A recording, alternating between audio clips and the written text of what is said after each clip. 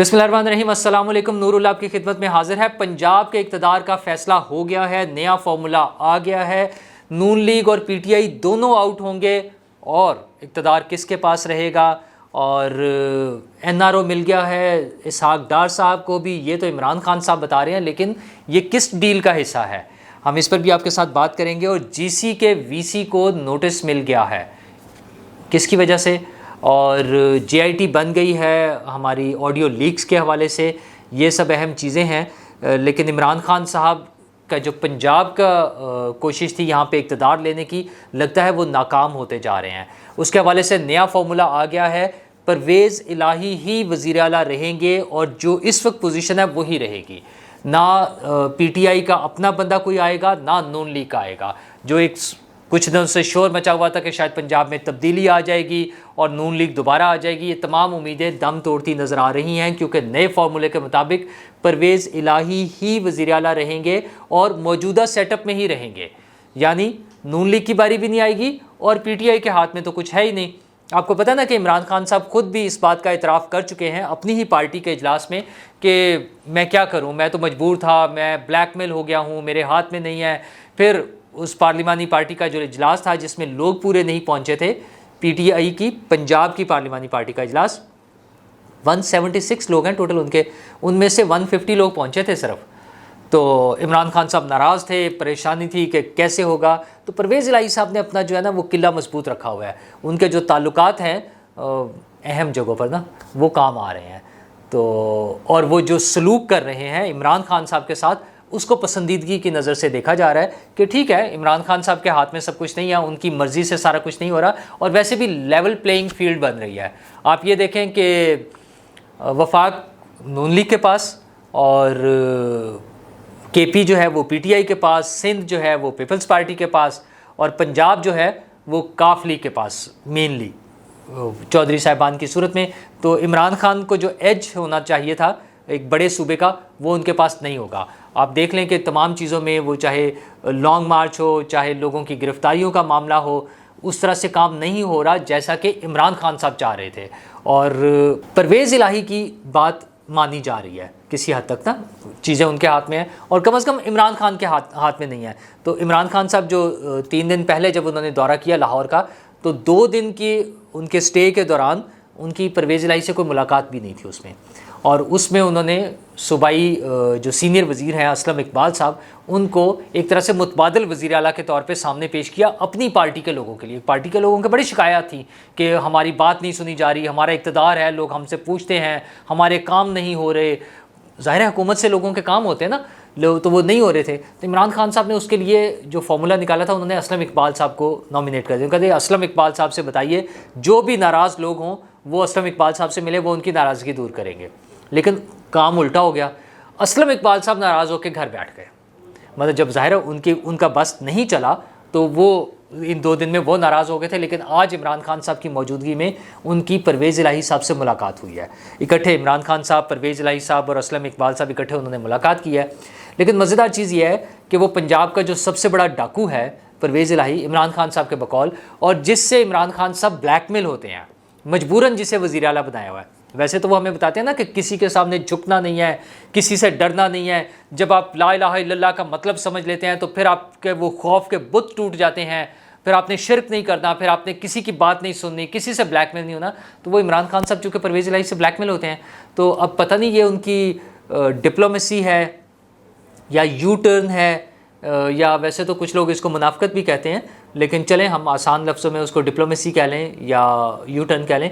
अब वो परवेज़ इलाही साहब की तारीफ़ें फरमा रहे हैं। आज मीटिंग में उन्होंने कहा वेल डन चौधरी साहब, और बार बार उन्होंने गवर्नेंस की तारीफ़ की। उन्होंने कहा पंजाब में बहुत अच्छे तरीके से काम हो रहा है, गवर्नेंस बहुत ज़बरदस्त है।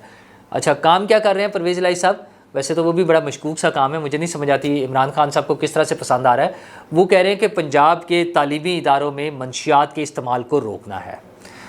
अच्छा जी, वैसे तो बहुत अच्छी बात है, ज़ाहिर है कहीं भी नहीं होना चाहिए मंशियात का इस्तेमाल, और तालीमी इदारों में तो ख़ास तौर पर इस पर तवज्जो देनी चाहिए। असल में इसमें वर्ल्ड बैंक से कुछ फ़ंड्स भी मिल रहे हैं, तो इमरान खान साहब बहुत खुश हैं। दूसरा, उन्होंने बताया कि मदर केयर हॉस्पिटल जो है वो तैयार हो रहे हैं और अगले माह यानी अक्टूबर के मिड में कुछ हॉस्पिटल्स का इफ्तिताह हो जाएगा। अगरचे वो काफ़ी हद तक वो सेटअप एक्सटेंशन है, मौजूदा जो एग्जिस्टिंग हॉस्पिटल्स है उन्हीं में कुछ नए ब्लॉक्स या कुछ पोर्शन बना दिया उन्होंने, उनका इफ्तिताह हो रहा है अगले माह। तो इमरान खान साहब ने बड़ी खुशी का इजहार फरमाया परवेज़ इलाही साहब के साथ, तो बड़े खुश हैं। तो जबकि असल मसला क्या है, वो फार्मूला है। फार्मूला यह है कि नून लीग कंटिन्यू करेगी मरकज़ में टिल अगला इलेक्शन जो है उनकी मर्ज़ी से। वो अगला अगस्त में हुकूमत ख़त्म होगी, उसके बाद अक्टूबर में शायद जाकर इलेक्शन हो सके। तो वो नून लीग की हुकूमत जो है अगले साल के एंड तक तकरीबन वो उनका वो सारा रहेगा, मिड तक तो हुकूमत रहेगी और फिर इलेक्शन कराना है। और पंजाब में वो नून लीग को नहीं दिया जाएगा, वो रहेगा परवेज़ इलाही के पास। और इमरान खान साहब इसी तरह शोर मचाते रहेंगे, कभी उन्हें थोड़ी सी फेवर मिल जाएगी परवेज़ इलाही से, कभी नहीं मिलेगी, लेकिन उनके हाथ में पंजाब नहीं रहेगा। हाँ, केपी के सर पे वो जितना खेलना चाहें खेल लें, अगरचे वहाँ पर भी पार्टी उनके हाथ में नहीं रही है। वैसे तो वफाकी पार्टी भी जो उनकी मतलब उनकी मेन पार्टी है, सेंट्रल कोर कमेटी जो है, वो भी उनके हाथ में नहीं है, जिस पे वो गिले करते रहते हैं। बहुत दफ़ा उन्होंने कह लिया कि मेरी ट्वीट्स को रीट्वीट नहीं कोई करता, मेरी बयानिया को नहीं सुनता। और वो बयानिया क्या है?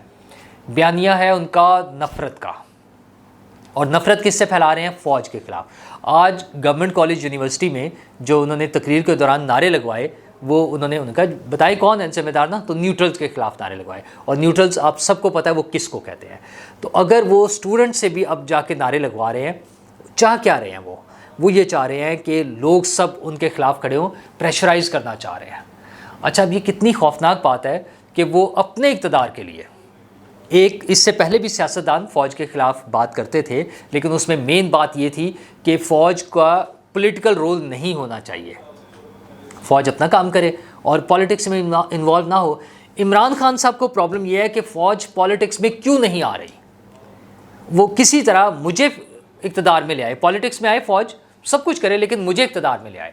और फ़ौज इस काम के लिए तैयार नहीं है। वो कह रहे हैं कि हम एपॉलिटिकल हैं, हमारा सियासत से कोई ताल्लुक़ नहीं है, आप अपनी सियासी लड़ाई लड़ें, अपनी सियासी जंग लड़ें, लोगों को कन्विंस करें। लेकिन ये लोगों को फ़ौज के ख़िलाफ़ खड़ा करके इमरान खान साहब क्या करना चाह रहे हैं? वो बार बार ये चीज़ें हो रही हैं। वो आपको याद होगा शहबाज गिल साहब का केस, और इमरान खान साहब ख़ुद भी जो कुछ करते रहे। अब वो तालीमी इदारों में पहुँच गए हैं, तालीमी इदारों में जाके तलबा को मतलब वो जो नफ़रत का लावा है वो वहाँ पर भी पकाना चाह रहे हैं।